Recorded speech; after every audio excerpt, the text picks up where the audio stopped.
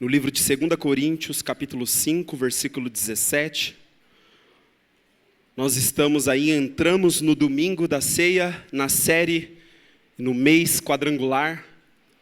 E durante essa semana nós vamos estar ministrando a respeito do conteúdo da salvação, uma das doutrinas cardinais principais da Igreja do Evangelho Quadrangular. Nós teremos aí nesse mês de novembro, cada semana nós vamos aprofundar em um tema. Essa semana é a salvação, depois da outra semana batismo com o Espírito Santo, na outra semana a cura e na última semana de novembro sobre a volta de Jesus. Essas são as 4 principais doutrinas da Quadrangular e nós iremos mergulhar nessa realidade. Você vai aprender muita coisa, você vai receber muita coisa de Deus a partir das ministrações que nós teremos aqui, que começou no domingo. Então hoje nós temos aí como tema a salvação e um tema mais específico a respeito da nova criatura em Cristo. Então nós vamos desenvolver aqui esse assunto. Amém? Todos abriram? Podemos fazer a leitura de 2 Coríntios, capítulo 5, versículo 17. Acompanha comigo, a palavra de Deus diz: portanto, se alguém está em Cristo, é nova criação. As coisas antigas já passaram, eis que tudo se fez novo. Feche seus olhos nesse momento, peça para o Senhor falar com você, peça para o Senhor nos abençoar nesse momento da palavra, em nome de Jesus. Pai, nós te agradecemos, Senhor. Nós nos alegramos de poder estar aqui, nós temos prazer em estar na sua presença. Nós verdadeiramente temos o privilégio, Senhor. É um grande momento para nós estarmos aqui, Pai. E que nada nos roube desse momento, que nada nos tire dessa hora, que nada nos distraia, que nada, Senhor, seja mais poderoso do que a Tua palavra. Que nesse momento, Senhor, abra o nosso coração, abra o nosso entendimento, fala conosco, Pai. O Senhor sabe falar com cada um dos Seus filhos, e nós te pedimos nesse momento graça, pedimos sabedoria, pedimos que o Senhor nos dê ouvidos, nos dê coração aberto para receber a Tua palavra. Que possamos guardar a Tua palavra no nosso coração, Pai. E que o Senhor opere poderosamente sobre as nossas vidas nessa noite. Nos concede espírito de revelação e sabedoria, no pleno conhecimento do Senhor, Pai. Em nome de Jesus nós te pedimos a sua bênção nessa hora. Em nome do Senhor. Amém. A igreja pode se assentar.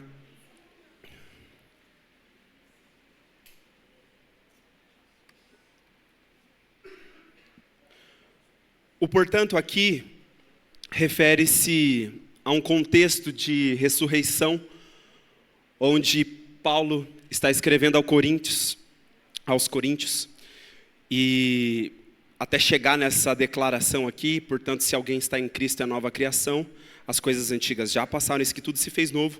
Esse portanto é porque antes ele vem trabalhando, ele vem construindo um entendimento.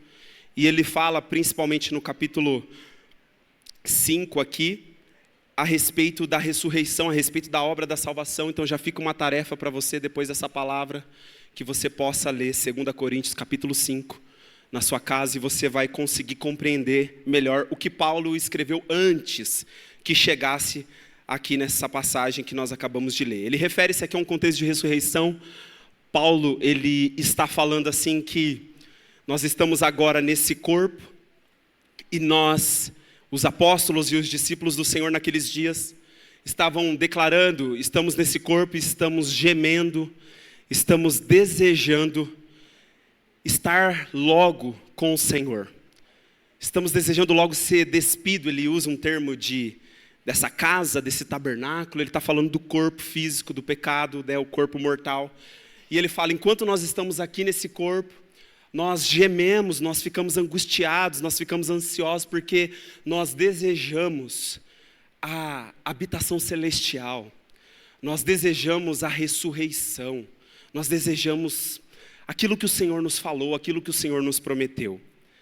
E nós sabemos que a ressurreição, ela é o último estágio da salvação, como já foi pregado aqui várias vezes.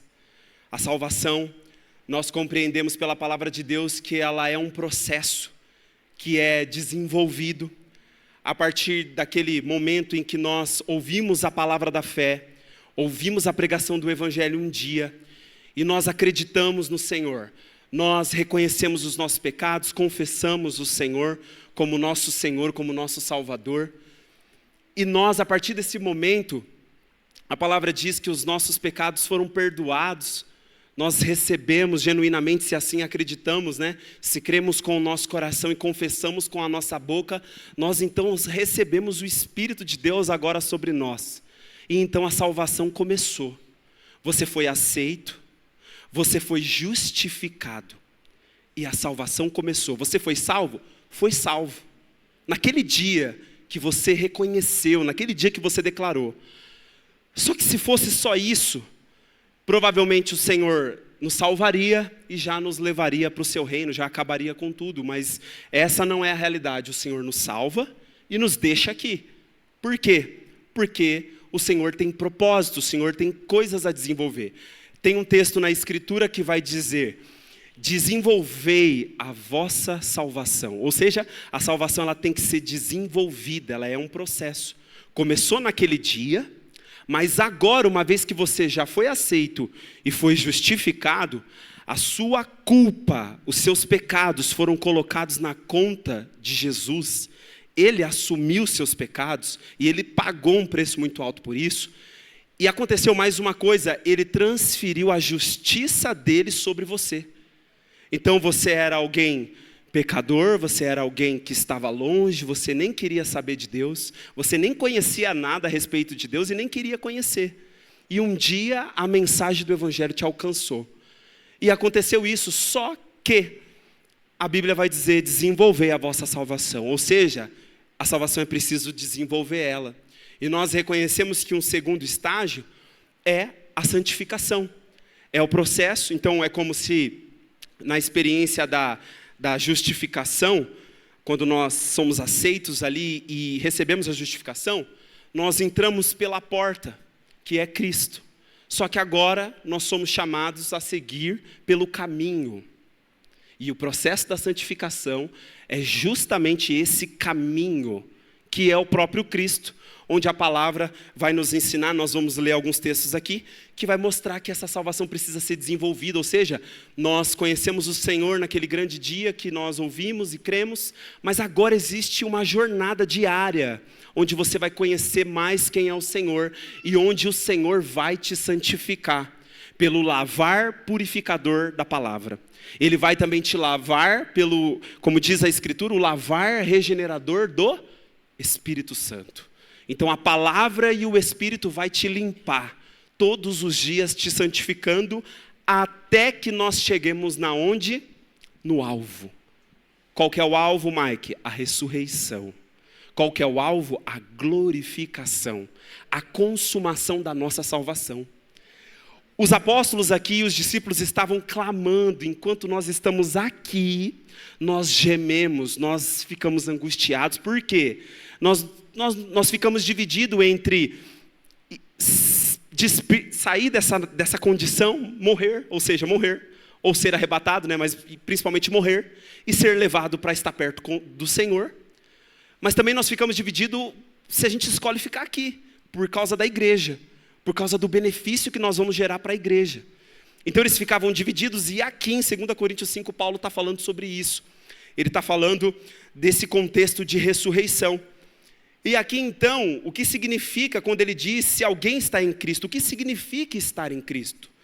Nós vamos entender que estar em Cristo significa nós estarmos permanentemente unidos a Ele. Como ele diz aqui, portanto, se alguém está em Cristo, ele está falando se alguém está permanentemente unido a Cristo, então é uma nova criação. O que significa estar em Cristo? Significa estar permanentemente unido com Ele.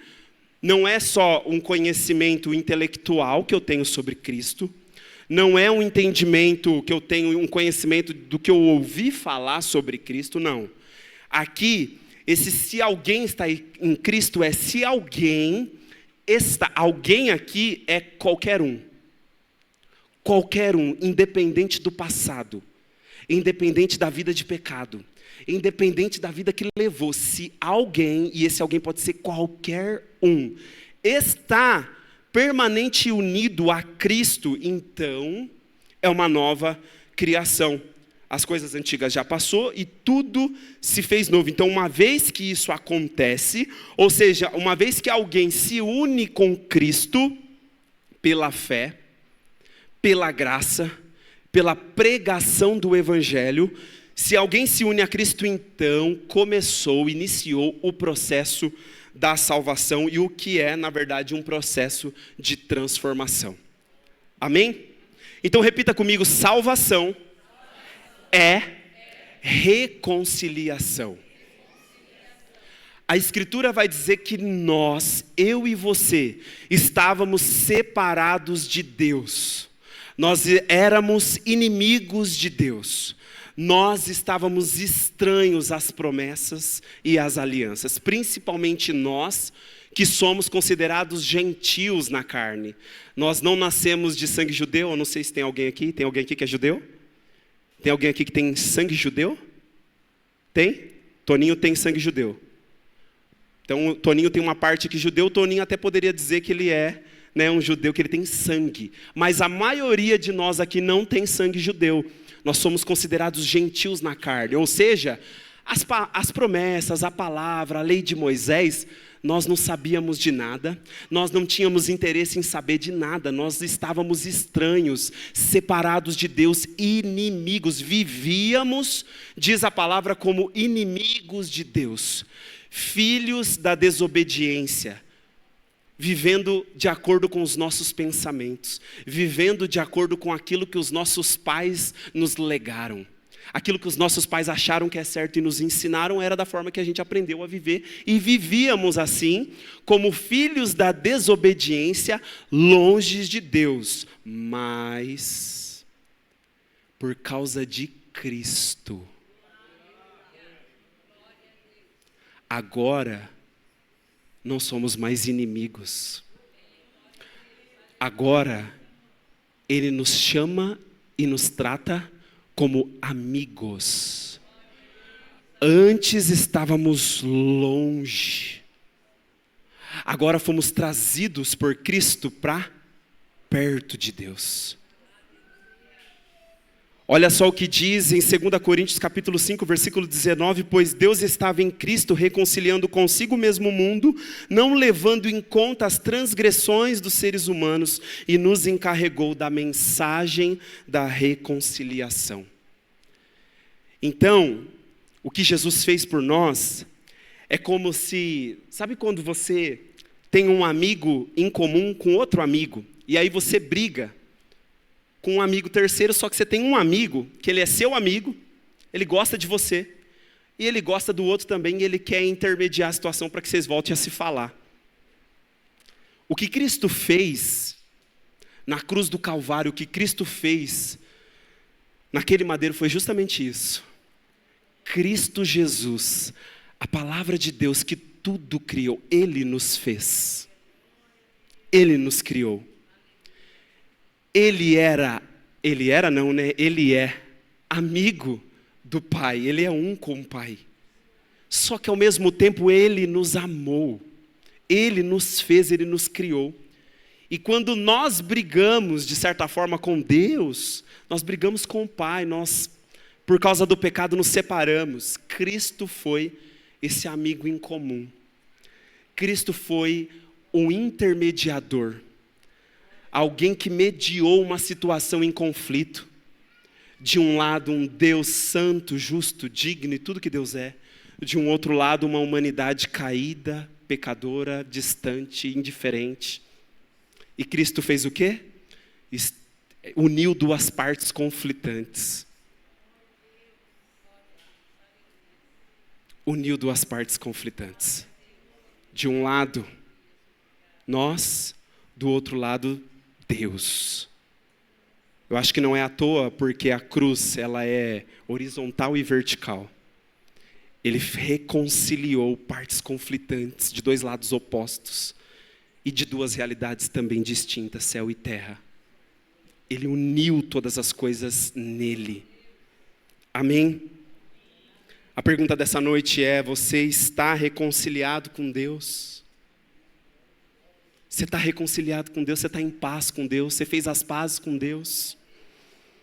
Essa salvação manifesta por Cristo não só traz reconciliação de Deus para conosco, mas também faz nós mesmos, entre nós, nos reconciliar.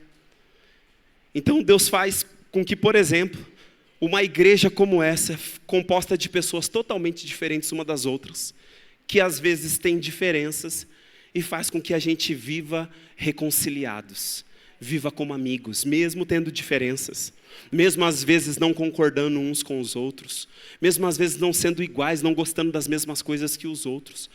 Mas Cristo, pelo que Ele fez por nós, agora nós temos a capacidade de estar religado com Deus, reconectado com Deus e ao mesmo tempo conectados uns com os outros, através do poder de Cristo. Então você também está aí reconciliado com os seus irmãos, você está reconciliado com seus amigos, você está reconciliado com quem está aqui com você, congregando na mesma comunidade de fé, porque o Evangelho, a obra que Deus fez, foi para um dos propósitos, um dos objetivos era para manifestar essa reconciliação. E sabe o que é interessante? Reconciliação não é somente perdão. Reconciliação é também restauração de relacionamento. Olha que coisa maravilhosa, não é só perdão. Reconciliação é perdão e restauração de relacionamento. E hoje uma das coisas que Deus está falando aqui, nessa igreja, nesse culto é: eu estou trabalhando por reconciliações. Eu estou trabalhando por reconciliações. Amém? Repita comigo: em Cristo ou fora de Cristo. Só existe essas duas possibilidades. Ou eu estou em Cristo, ou eu estou fora de Cristo. A Bíblia vai falar muitas coisas a respeito de estar em Cristo, e ela vai falar também a respeito de estar fora de Cristo. Então, em Cristo eu tenho salvação, eu tenho perdão, eu tenho reconciliação, eu tenho todas essas coisas. Fora de Cristo, o que eu tenho? Condenação. E não é que vai ser condenado, não. Já está condenado. Deus está fazendo uma obra no mundo, desde os primeiros dias e vai concluir ela no final. Ele está fazendo uma única obra. E Ele está contando essa obra há milênios, há centenas de anos. Ele está contando a mesma obra. Quem crê no testemunho que o Filho de Deus deu, que é a verdade, e então está em Cristo, então está salvo. Por quê? Porque você está acreditando no que Deus está falando por intermédio do seu Filho, é um testemunho. É por isso que a palavra diz: agora vocês, discípulos, vão por todo o mundo, vocês preguem o evangelho a toda criatura, quem crer e for batizado será salvo, e quem não crer? Já está condenado, porque não creu no Filho unigênito de Deus, ou seja, não acreditou no único testemunho verdadeiro que Deus, o Pai, deu a respeito da sua obra no mundo. Entende? Então só existe na Bíblia duas possibilidades: ou eu estou em Cristo, ou eu estou fora de Cristo. Se eu estou em Cristo, então eu estou salvo, não há mais condenação para mim. Agora, se eu estou fora de Cristo, eu já estou condenado. Entende? Então Romanos capítulo 8, versículo 1 diz: portanto, agora não há nenhuma condenação para os que estão em Cristo Jesus. Nenhuma condenação. Por quê? Porque está em Cristo Jesus. Romanos 8, 9 diz: vós, contudo, não estáis debaixo do domínio da carne, mas do Espírito. Se é que de fato o Espírito de Deus, olha isso, se é que de fato o Espírito de Deus habita em vós. Todavia, se alguém não tem o Espírito de Cristo, não pertence a Cristo. Esses dias nós tivemos uma discussão maravilhosa na escola bíblica, na sala dos homens, né, Daniel? Foi uma discussão maravilhosa, a sala ficou quente, o negócio pegou fogo. Nós discutimos, a nossa discussão era, o Luizão estava dando a aula, e essa discussão que começou na sala da escola bíblica, ela reverberou pela semana inteira na igreja. E foi muito interessante porque a discussão era, se você aceitou Jesus, você confessou Jesus ali, você aceitou Jesus na igreja, aqui no culto, você acredita que a partir desse momento o Espírito Santo habita em você? Sim ou não? Automaticamente, aceitei Jesus, o Espírito Santo já mora em você. Quem acredita que sim, levanta a mão. Beleza, pode abaixar a mão. Quem acredita que não é bem assim? Levanta a mão também. Tem menos pessoas. A nossa discussão era essa. O Espírito Santo, a partir do momento que alguém aceitou Jesus aqui, já passa a habitar, morar naquela pessoa ou não? Eu não vou entrar nos detalhes aqui, porque durou algumas aulas essa discussão, mas foi maravilhosa, porque trouxe muito entendimento para todos nós. Mas o fato é que nós vamos ver que tem evidências de que, aí o Luiz foi cirúrgico, o Luiz, depois de uma semana de conturbação, o Luiz voltou para a aula, sendo questionado por muitos alunos, pelo que ele estava trazendo, né, como que a palavra de Deus diz a verdade. Só que o Luiz foi cirúrgico, ele pegou e disse assim, quem aceitou Jesus, né, genuinamente, aí tocou num ponto, genuinamente alguém creu no seu coração, confessou com a sua boca, o Espírito passa a habitar naquela pessoa.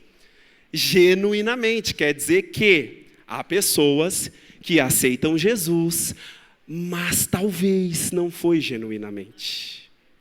E então o Espírito Santo não habita nela, sabe por quê? Nós temos exemplos bíblicos, aí o texto que nós estávamos discutindo era o texto de Atos, e aí tem aquela passagem do Simão, olha só, aceitou Jesus, batizou, e foi lá para Pedro e falou assim, quanto que é para você me passar esse poder de colocar a mão nas pessoas e elas receberem o Espírito Santo?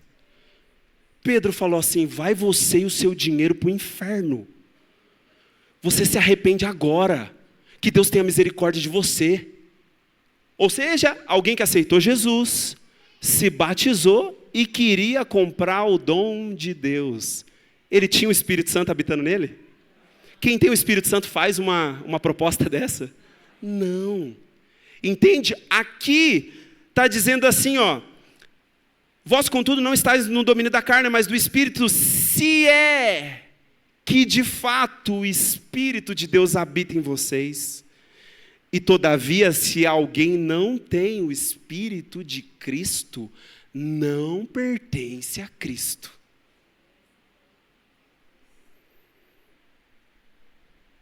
Só existe duas possibilidades em Cristo: fora de Cristo. A pergunta é, de que lado você está?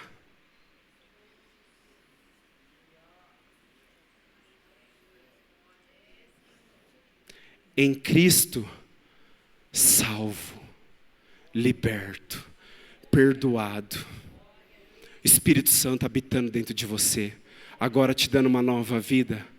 Fora de Cristo, condenado, culpado, e em trevas, e aí vai a lista. De que lado nós estamos? Com muito temor no coração, com muito respeito pela sua vida, com muito temor no meu coração pela minha vida. De que lado nós estamos? Repita comigo, nova criação. Nova criatura. Olha o que a palavra de Deus diz em Salmo 51:10. Ó Deus meu, cria em mim um coração puro e renova dentro de mim um espírito inabalável, um espírito reto. Alguém que está em Cristo, que nasceu de novo, que foi salvo, agora clama, Deus, me dá um coração puro. Deus, cria em mim um espírito reto. Deus, me ajuda a fazer a tua vontade. Não é verdade? Quem nasce de novo, quem foi salvo, clama por isso. Ezequiel 36, 26, olha o que Deus falou a Israel especificamente no passado, mas estava falando com toda a geração, estava falando conosco, estava falando com as futuras gerações. E vos darei um novo coração e derramarei um espírito novo dentro de cada um de vós. Arrancarei de vós o coração de pedra e vos abençoarei com um coração de carne. Eu te darei um coração sensível, um coração que me ouve. Eu tirarei esse coração duro de pedra e eu vou te dar um coração novo. Um coração sensível às minhas palavras. Amém? Você recebeu esse coração aí novo?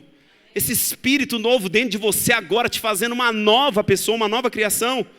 Olha só o que diz em Efésios capítulo 2, versículo 10. Pois somos criação de Deus, realizada em Cristo Jesus, para vivermos em boas obras, as quais Deus preparou no passado, para que nós as praticássemos hoje.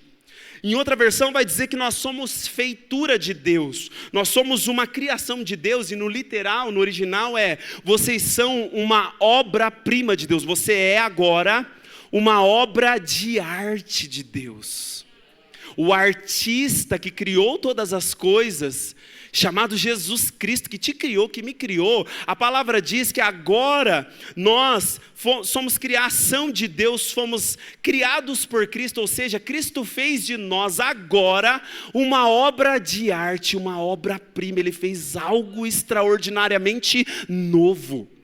Aqui é maravilhoso porque assim, essa palavra vai dizer que não é que Deus, através de Cristo, melhorou o nosso velho homem.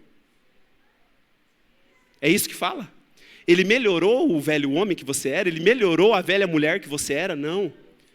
Ele fez um novo homem. Ele fez uma nova mulher. Não é que ele melhorou a sua vida. Eu vim para Jesus, então agora minha vida melhorou, estou um pouquinho melhor. Não. Cristo fez você e eu nascer de novo. Agora a divina semente, a palavra de Deus foi plantada dentro de nós. E ela começa a florescer a vida de Deus. Ela começa a dar os frutos de Deus. Ela começa a manifestar a nova realidade de Deus. Deus não nos melhorou, Deus nos fez de novo. Nascemos da água e do Espírito. Nascemos da palavra de Deus. Agora não nascemos, diz a palavra, da vontade da carne. Não nascemos da vontade do nosso pai e da nossa mãe, que tiveram uma relação sexual e nasceu eu e você. Não, agora nós nascemos de Deus. Deus nos recriou, nos deu o sopro de vida novamente, mas agora é o Espírito nosso sendo recriado, sendo conectado novamente com Deus. Por quê? Porque nós saímos de Deus. E nós, por causa do pecado, nos separamos de Deus. Mas agora, por causa de Cristo, nós fomos religados, recriados, reconectados, nascidos de novo. É extraordinário isso aqui. Ultrapassa o entendimento. Quando Deus, lembra no jardim? Faz Adão cair num pesado sono. Adão dorme. Um sono profundo. O que acontece? Da costela de Adão, Deus cria quem? A mulher. Beleza. Quando Adão olha para ela, o que Adão fala? Você é osso dos meus ossos. Você é carne da minha carne. Você será chamada varoa. Você é mulher. Você é uma comigo. Você me complementa. Você é uma comigo. Agora sim eu estou completo. E é interessante que a palavra fala a respeito do primeiro Adão. Só que a palavra fala também do segundo Adão. Ou do último Adão, na verdade. Não é o segundo não, irmãos. O último. O primeiro Adão e o último Adão. O primeiro Adão cai no sono profundo, abre a costela, tira a costela, faz a mulher.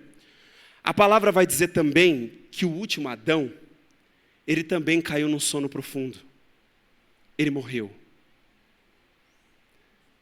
Você lembra o que o soldado fez? Aonde que o soldado perfurou? O soldado perfurou a costela. Pum! Quando o soldado fura a costela de Jesus, o que sai da costela de Jesus? Água e sangue. Sabe quem está nascendo aqui? A igreja. Eu e você. É por isso que Paulo disse, a respeito de Cristo e a igreja, ele estava falando de homem e mulher, relacionamento de homem, e ele fala assim a respeito de Cristo e a igreja, grande é esse mistério. Sabe por quê? Porque Deus em Cristo estava trazendo à existência a igreja. A igreja para Cristo, sabe o que ela é? Cristo olha para a igreja e fala assim, ó, ela é osso dos meus ossos, ela é carne das minhas carnes. Ela vai ser uma comigo na eternidade. E isso é maravilhoso demais. Romanos 6,4 diz, portanto, fomos sepultados com ele na morte por meio do batismo, com o propósito de que assim como Cristo foi ressuscitado dos mortos, mediante a glória do Pai, também nós vivamos uma nova vida. Porque nascemos de novo, nascemos de Deus. Olha o que vai dizer Gálatas 6,15, não há de fato o menor valor em ser ou não circuncidado, em ser ou não judeu ou gentil, como nós falamos aqui no começo. O que realmente importa é o quê? Ser uma nova criação, ser uma nova criatura. É isso que importa agora, não tem essa de judeu, gentil. O que importa é ser uma nova criação. Efésios capítulo 4, versículo 24 diz, a vos revestirdes do novo homem, criado para ser semelhante a Deus em justiça e em santidade provenientes da verdade. Então, o que nós entendemos aqui? Que Cristo é tudo o que nós precisamos. Nós não precisamos de nada fora de Cristo. Nada. Tudo que eu e você precisa está onde? Em Cristo. Isso deve fazer a gente ficar satisfeito. Isso deve fazer a gente ficar contente. Temos tudo o que precisamos em Cristo. Nada mais, nada menos, nada. É Cristo. Se temos Cristo, nós temos tudo. Se não temos Cristo, nós não temos nada. Então a pergunta para nós nessa noite é, você então é uma nova criação? Você é hoje então uma nova criatura? Convido o Ministério de Louvor. Repita comigo. Passado é passado. Isaías 65:17 diz, em verdade, eis que criarei novos céus e uma nova terra, e todos os eventos passados não serão mais lembrados, jamais virão à mente. Olha só o que diz essa palavra de Isaías 65:17. Agora, olha o que está escrito em Apocalipse 21, do 4 ao 5. Ele lhes enxugará dos olhos toda lágrima. Não haverá mais morte, nem pranto, nem lamento, nem dor, porquanto a antiga ordem está encerrada.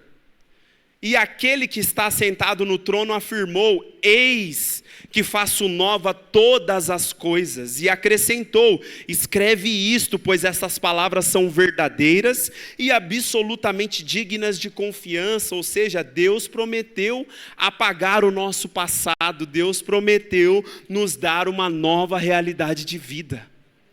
Foi uma promessa de Deus.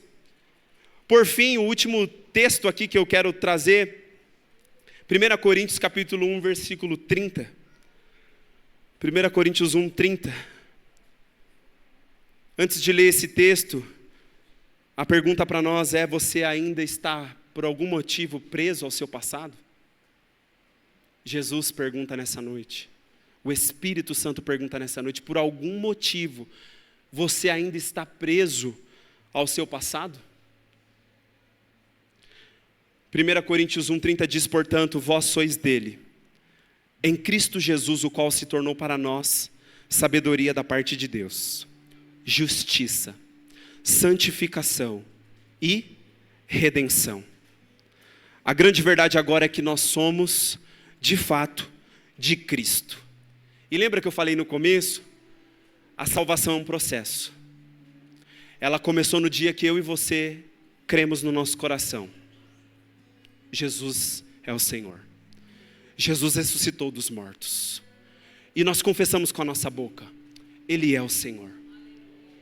Nesse dia, como eu falei, fomos aceitos, fomos justificados. Aquele monte de pecados que nós tínhamos praticado foram transferidos para a conta de Jesus. E Jesus pegou toda a justiça dele e transferiu na nossa conta. Agora nós somos justificados. Como diz aqui em 1 Coríntios 1,30, Cristo é para nós justiça. Justiça de Deus. Depois, como eu falei, o segundo estágio é a santificação. É o que Deus está fazendo aqui. Todos os cultos, todos os dias na minha vida e na sua vida. Por intermédio do Espírito e da palavra, nos lavando, nos santificando. Para que chegue no que termina o verso dizendo, Cristo é para nós justiça, santificação e redenção. Ou seja, quando chegar lá naquele alvo final, ressurreição, glorificação, redenção, aí a obra de Deus, a salvação completa, será realizada. Amém? Você pode se colocar de pé na presença de Deus nessa hora? A Gil me perguntou lá em casa. Estava conversando com ela, eu falei, deixa eu ler para você o que o Senhor está ministrando aqui no meu coração, e a gente começou a conversar sobre o assunto. Aí ela falou assim, mas nós fomos salvos? Nós fomos salvos, então, né? Então significa que nada mais pode nos tirar dessa realidade, nós somos salvos. E aí nós começamos a conversar sobre isso, que na verdade, nós fomos salvos, sim. Mas agora nós estamos sendo salvos. E naquele glorioso dia, nós seremos salvos. Porque a salvação é um processo. Começo, meio e fim. Jesus está trabalhando pela salvação que Ele nos concedeu. E nós precisamos entender isso. Entender que o Senhor está fazendo. Ele já começou. Está em andamento para alguns aqui. Para alguns pode estar começando agora. E a promessa dele é que quando Ele voltar, essa salvação vai ser consumada. Deus me enviou aqui nessa noite para te dizer que uma nova criatura em Cristo tem o seu passado de pecado apagado por Deus. Perdoado. Deus não lembra mais. Deus, Ele apaga. Ele não traz mais a memória. Nós trazemos a memória. Deus já nos perdoou de várias coisas. Nós ficamos insistindo em trazer à memória coisas que Deus já nos perdoou. Mas Ele apaga o nosso passado. Deus me enviou aqui hoje para te dizer que a nova criatura em Cristo tem uma novidade de vida pela frente. Deus está propondo para mim e para você uma nova vida. Deus está propondo para mim e para você uma novidade de vida, coisas novas. Não é que Deus vai querer melhorar a sua vida, não é que Deus vai dar uma melhorinha ali na sua vida, sabe, uma mudancinha, não.